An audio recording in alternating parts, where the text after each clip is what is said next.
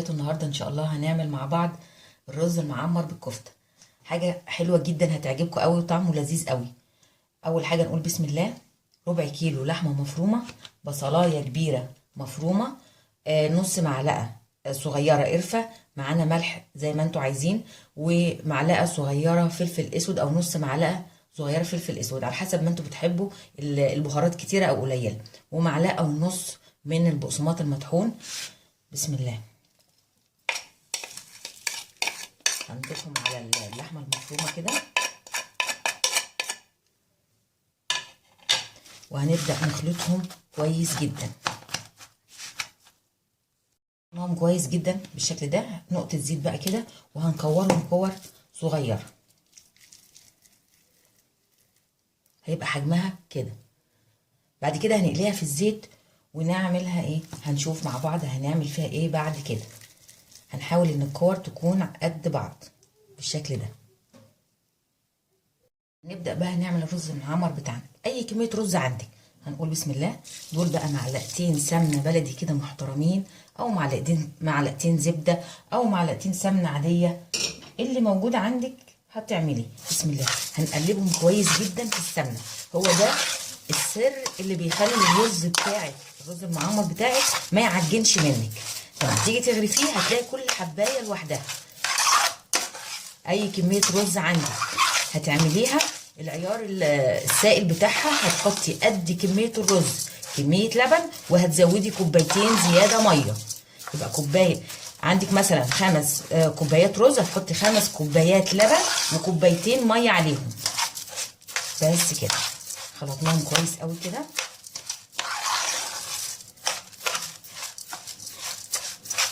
اهم حاجة هي التقليبة دي اهم حاجة عشان الرز بتاعك يفضل مفلفل. بعد كده هنضيف ايه بقى عليه؟ معانا معلقتين قشطه، مش لازم تكوني شارياها، تحوشي القشطه بتاعت اللبن اللي انت بتغليه كل يوم وتحطيها في الفريزر، بعد كده تستخدميها في كذا حاجه تعمليها. هنقول بسم الله. اول حاجه هنضيف اللبن بتاعنا والميه اللي احنا قلنا عليهم. بسم الله. ده كده العيار بتاعي مظبوط. هنقلبهم بقى كده كويس. بسم الله كده. هنضيف له ايه كمان؟ هنضيف له الملح بتاعنا. نقول بسم الله. الملح بقى حسب الكميه اللي انت عاملاها. وهنضيف له كمان مهم قوي نص معلقه سكر عشان تدي لون حلو للوش بتاع الرز بتاعي. هنضيف بقى، احنا قلنا معلقتين القشطه عليهم معلقتين زيت.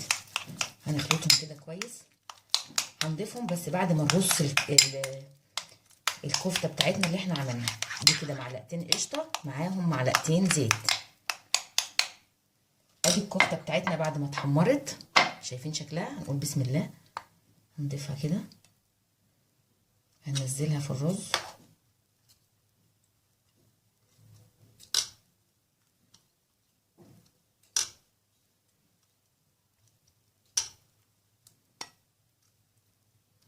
نضغط عليها عشان تنزل لتحت عشان ما تتحرقش لما تتحط في الفرن.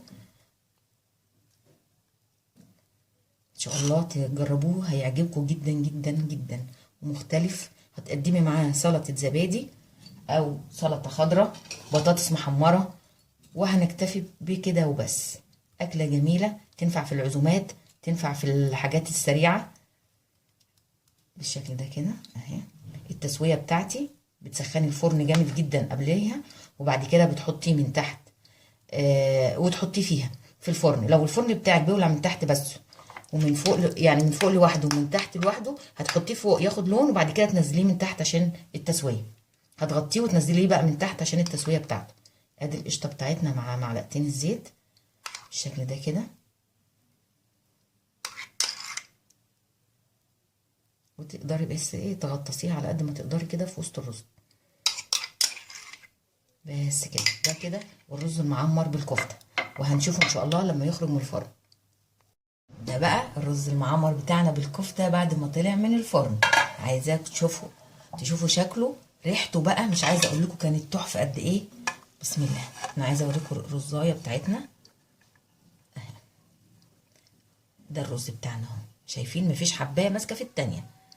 ده السر في المعلقتين السمنه اللي احنا قلبنا فيهم الرز قبل ما نحط عليه الحاجه بتاعتنا. ما تنسوش اللايك والاشتراك وتفعيل الجرس عشان يوصلكم كل جديد ان شاء الله، وبألف هنا وشفا.